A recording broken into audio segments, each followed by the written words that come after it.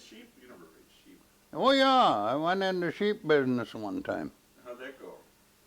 Well, you're not in it now. Well, if I didn't have any bad luck, I wouldn't have had any luck at all. Oh.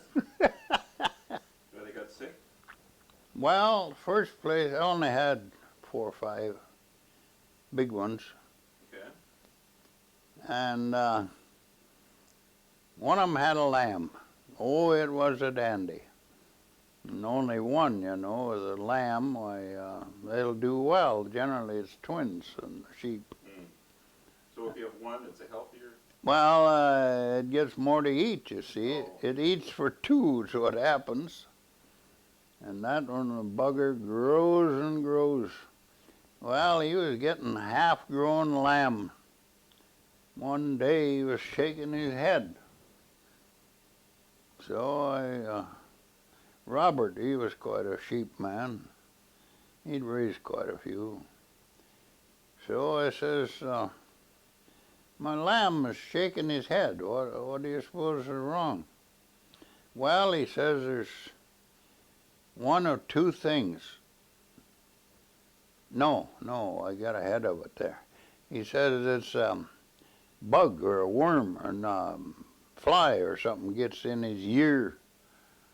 And then that's when I said, well, what can I do for it? Well, 1 of 2 things.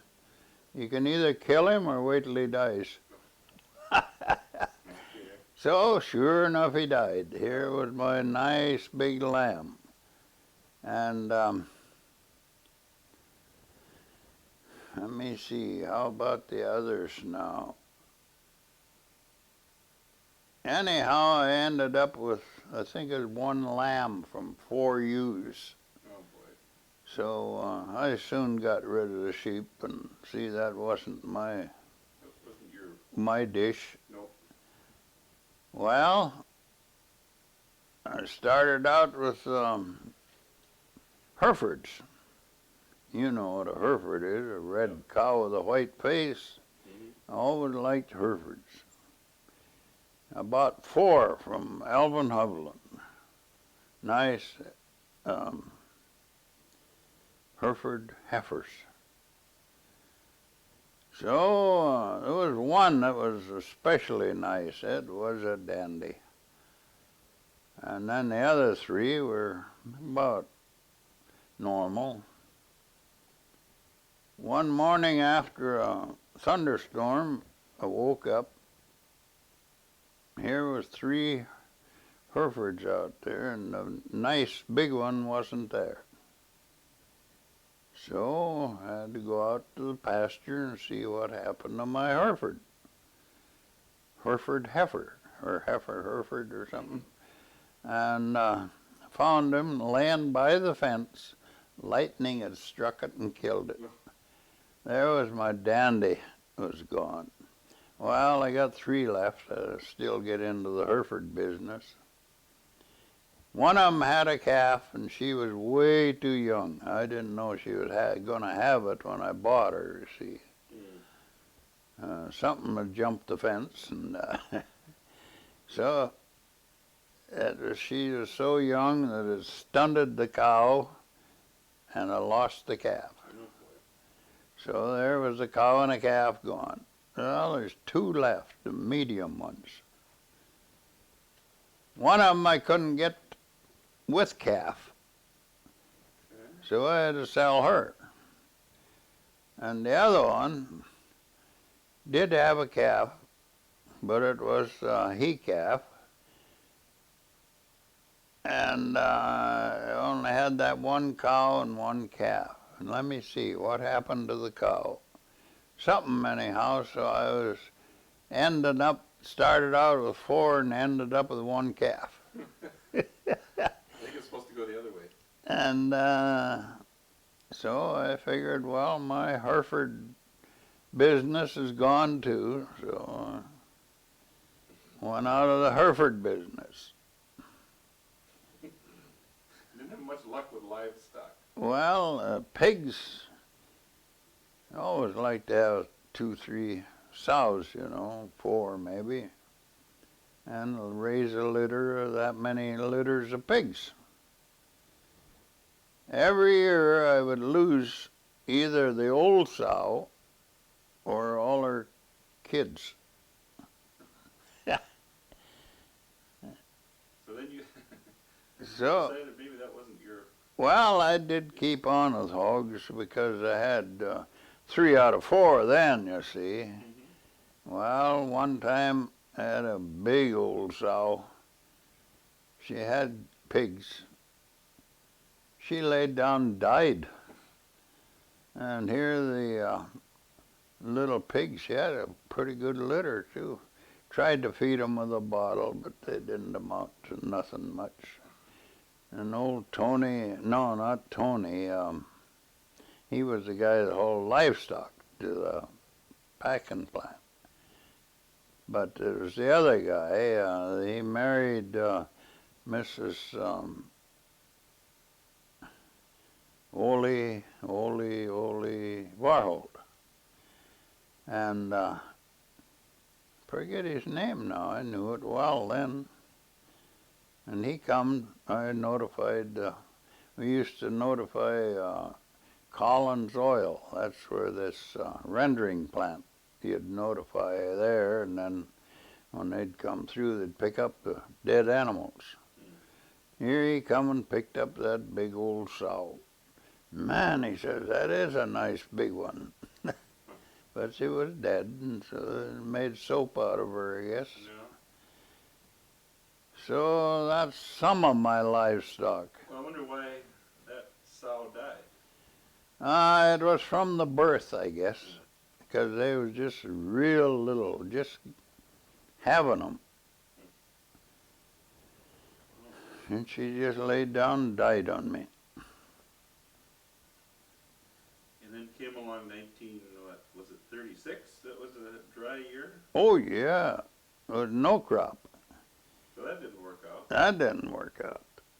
And 34 was a pretty poor crop. It was dry, but we did get a little something. But 36, we didn't get it. I had a wheat field. I only had the 40 then. I had the wheat field first thing in when you turn in the driveway, and it'll be on the east side. So you know how many low spots were in there, Yeah. just all level. So there was, when the wheat time to harvest, there was a few little spots that had something in them, and the rest didn't have anything. They'd all dried up. So I did cut that around these little spots. I'd have been better off if I'd have just gone out and summer followed the whole field. Yeah. But no, I wanted to get what little I could get. So you had 3 bushels when you were done? No, I didn't. I don't think I had that much. And a little shriveled up stuff. Didn't amount to a hill of beans, and here it was wheat. You could have used a hill of beans. Yeah, that's right. And then one other time, now this is all my history, see. Mm-hmm. I had a dandy good oat field. Of course, when you lose it, well, it's always the best you had, you see. Yeah. But anyhow, it did look good to me. And I went out and looked, checking it, see if it was time to harvest yet. No, it was a little green yet. This was on a Friday. And so I thought, well, Monday it'll be about ripe, ready to butcher. So I just left it, and I hooked on the plow, and I had some to summer fallow there. I plowed then instead of harvest. And before Monday, we had a hailstorm that knocked her down, killed it dead. So there was no crop there, where I had a dandy crop. Then one other time, I never did grow much durum, Yeah, I always had a patch of wheat, all right, but not durum. This one year, I'm gonna try well, I guess it's 10 acres. Only had a 40, so it couldn't be too much. And no, it wasn't just the 40. It was, I had the other 120 by then. So I planted about the width of the yard of the trees and north, clear to the north line then. Had that into durum wheat. Man, I enjoyed that wheat all summer. It growed nice. I bet it was that tall. And so it growed and come time to head out, fill. And then it turned ripe. And I went out and looked, man, nothing in the heads. Rust got it. Rust? Rust. So I made one round with the swather, and then when it dried a little, I come with the combine. Man, I made a round the whole thing, and it didn't amount to anything. So I fenced that and put the cattle in there and let them eat what they could. That's bad luck. What kind of other bad luck did I have? I guess that's enough for one day. Well, you said that you had those dry years and then it got wet? Oh yeah, there was some wet years. One year I remember when we thrashed up at our place, had to put the thrash machine on the road because it was too wet to pull it out in the field. And then turn the blower so it blew it the other way. I mean off to the side. And then it was so wet that somebody had to stand by the blower and pull that that wet straw and push it into the fan so the fan could get it and blow it out. It just was too wet to go through. Wow. And then, you know, that'd make the grain then. That was too wet to store. Of course, you had little wooden bins then, and that would help. It wouldn't be like a big steel bin. Yeah. You didn't have dryers. No dryers.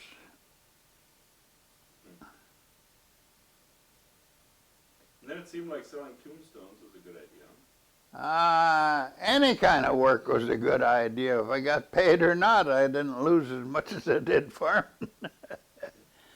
So it was about then I decided to stay at my job. One was selling tombstones and the other was ASC work. So I hung on to that for 43 years, the ASC. Now when, I think Mom says that Charles Peterson would tell Grandma that farming is a gamble. Yeah. She'd say, oh, you mustn't say that. Yeah, that's right. Would you say that's pretty true? That's pretty true. You put in a crop, it's not like out going and gambling with somebody, but you put in a crop and spend a lot of money. Of course, then it wasn't near as much money as it would be now.